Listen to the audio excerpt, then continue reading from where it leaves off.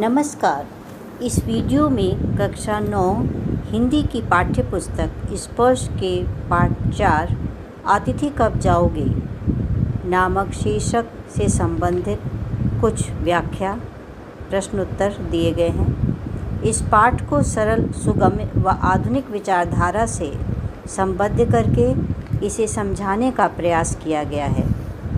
इसमें निहित वर्ग पहेली एक रोचक एक्टिविटी है।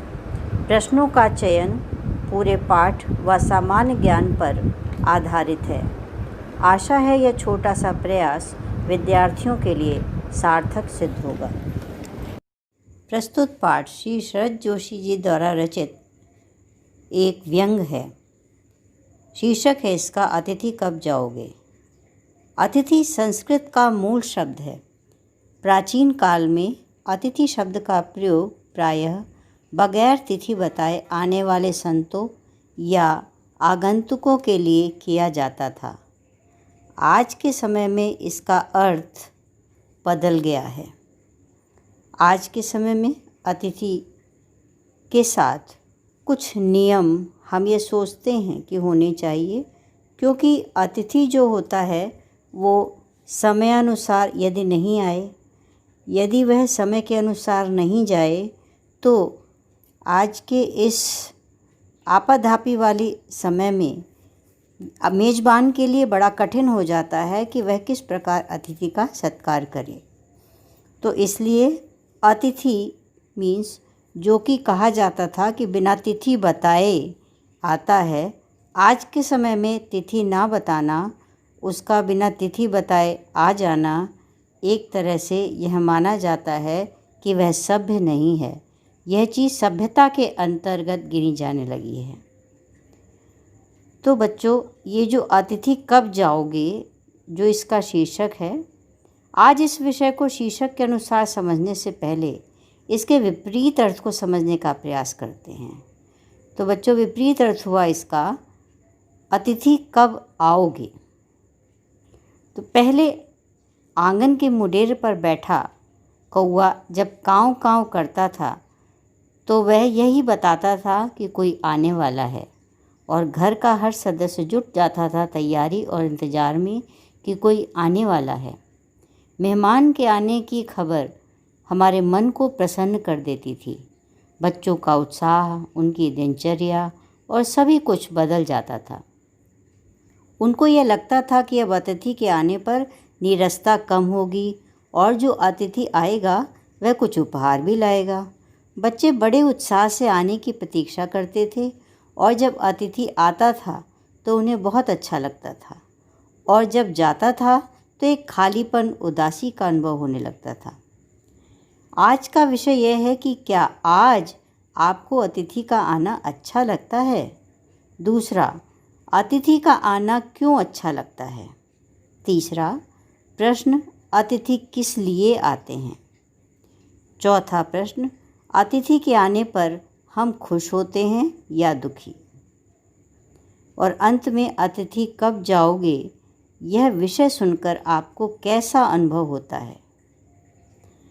कहने का अर्थ यह है कि आज के संदर्भ में इन सभी प्रश्नों के उत्तर बदल गए हैं।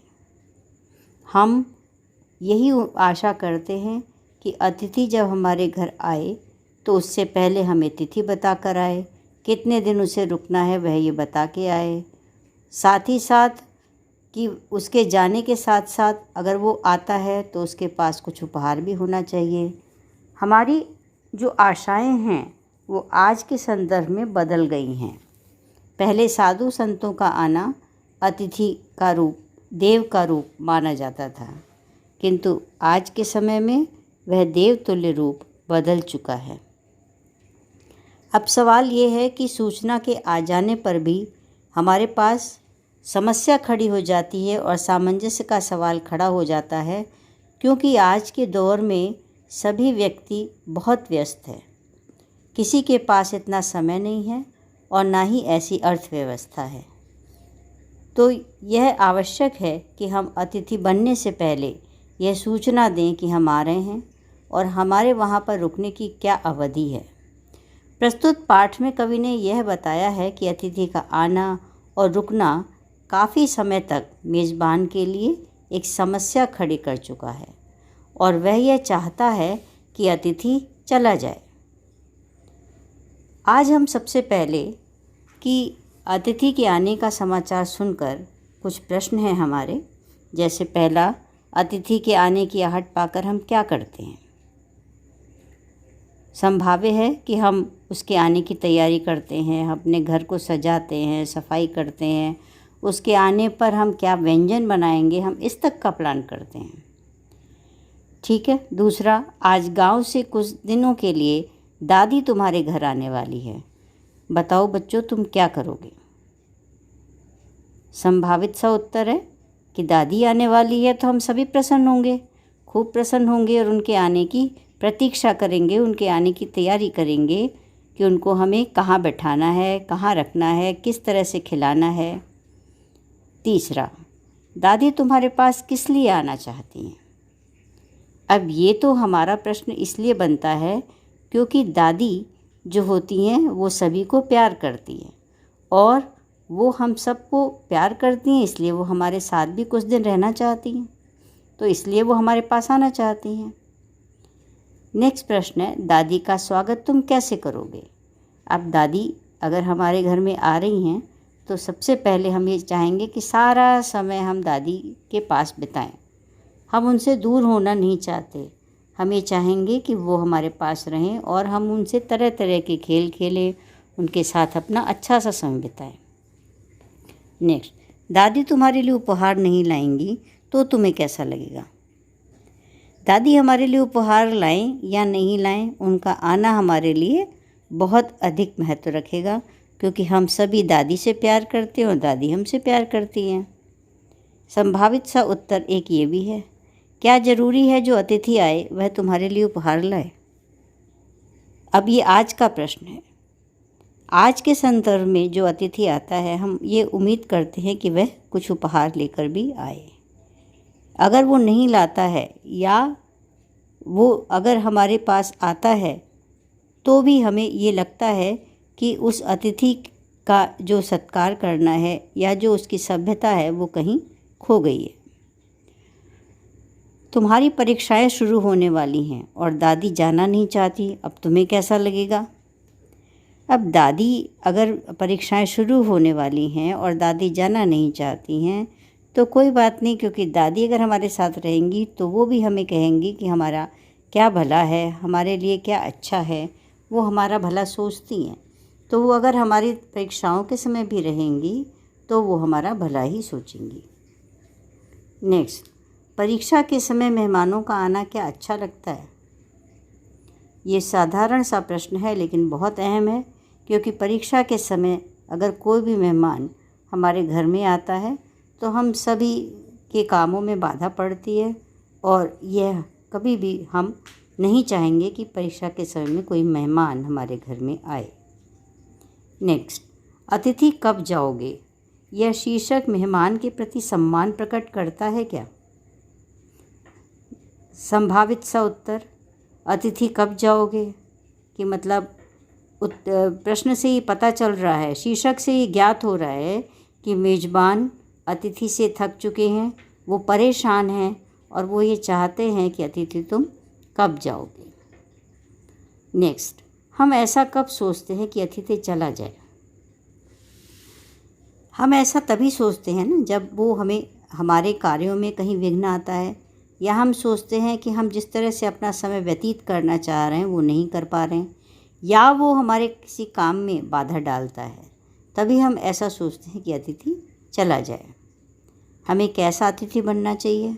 हमें ऐसा अतिथि बनना चाहिए जिससे हमारे जाने से किसी को कोई परेशानी ना हो, कोई किसी के कार्य में कोई बाधा ना आए, हम उसके कल्याण ही करें और हम उसके लिए जो समय अपना व्यतीत करें वो उसके लिए भी खुशी का क्षण हो और हमें भी आनंदित करें। पाठ की व्याख्या।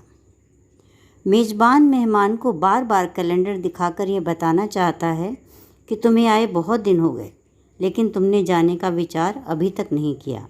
क्या तुम्हें अपना घर याद नहीं आ रहा?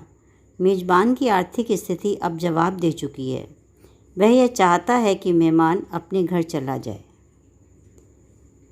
मेहमान ये कहना चाहता है कि हमारी आर्थिक स्थिति तब भी खराब थी जब तुम आए थे, लेकिन फिर भी हमने तुम्हारी सारी सुविधा का ख्याल रखा और यह सोचा कि तुम कुछ दिनों के लिए आए हो और चले जाओगे। इसके लिए हमने तरह तरह के व्यंजन बनाए। हमने अपने डिनर लंच की जो हम व्यंजन बनाते थे उससे अधिक बढ़कर तुम्हारे लिए सब्जियां, उससे अधिक बढ़कर तुम्हारे लिए मिठाइयाँ मंगाई और हमने तरह तरह से तुम्हारा स्वागत किया। लेकिन एक समय सीमा होती है। इसके बाद हमने तरह तरह से तुम्हें ये बताने का प्रयास भी किया कि अब हम तुम्हारी मेहमान नवाजी नहीं कर सकते, लेकिन फिर भी तुम्हें समझ में नहीं आ रहा है। हमारी संस्कृति में अतिथि को देवता कहा गया है, क्योंकि अतिथि जो होता है उसका सम्मान करना, उसका आदर करना, उसको भरपूर उसकी देखभाल करना, ये हमारी संस्कृति में हमारा कर्तव्य है। लेकिन आज के समय में, आधुनिक युग में, जब समय का अभाव और आर्थिक स्थिति का मजबूत ना होना मेज़बान के लिए सामंजस्य करना अब बहुत कठिन होता जा रहा है। इतने दिन होने के बाद बातें करते करते अब हमारी बातें भी समाप्त हो गई हैं। मेरी पत्नी भी मुझसे बार बार पूछती है कि ये अतिथि कब जाएंगे, पर मैं उत्तर नहीं दे पाता। मैं चुप रह जाता हूँ। मुझे पता है कि तुम्हें मेरे घर में रहना अच्छा लग रहा है, लेकिन हर चीज़ की एक सीमा होती है। हम प्रतिदिन यह सोचते हैं कि शायद आज का सूरज उगे और अतिथि अपने घर चला जाए, लेकिन आज 4 दिन हो गए, लेकिन तुम जाने का नाम ही नहीं ले रहे। अतिथि, उफ़, तुम कब जाओगे? यह मन की वेदना उस समय की है जब अतिथि के रहने से मेज़बान अत्यंत दुखी हो गया है और उसके मुख से यही निकलता है कि उफ़ अतिथि, अब तुम कब जाओगे? वह मेज़बान का ये कहना है कि वह यह चाहता है कि अतिथि सम्मानपूर्वक चला जाए, उसे किसी भी अपशब्द का प्रयोग उसको भेजने के लिए ना करना पड़े, जैसे गेट आउट उसको ना कहना पड़े। किंतु समय की सीमा को लांघ लेने वाला अतिथि जाने के लिए तैयार ही नहीं है। वह बार बार अपने समय को, अपनी स्थान को परिवर्तित करने के लिए कोई भी इशारा नहीं देता और ना ही वह यह बताता है कि मुझे जाना है या मेरे लिए जाना ज़रूरी है। वह वहाँ पर इस तरह से रुका हुआ है जैसे उसके लिए वह स्वर्ग है और वह इस स्वर्ग का आनंद लेना चाहता है। और इसीलिए इस कविता का शीर्षक, क्योंकि मेज़बान अतिथि से अत्यंत ही परेशान हो चुका है, तो शीर्षक रखा गया है, अतिथि तुम कब जाओगे।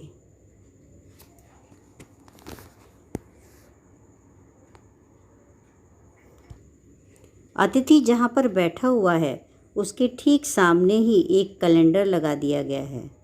उसमें से फड़फड़ाती तारीखों में से वह रोज़ मेहमान दिखाता रहता है, यह बताता रहता है कि मेहमान नवाजी का उसका अब 4था दिन है, मगर जाने की उसकी कोई संभावना नज़र ही नहीं आती।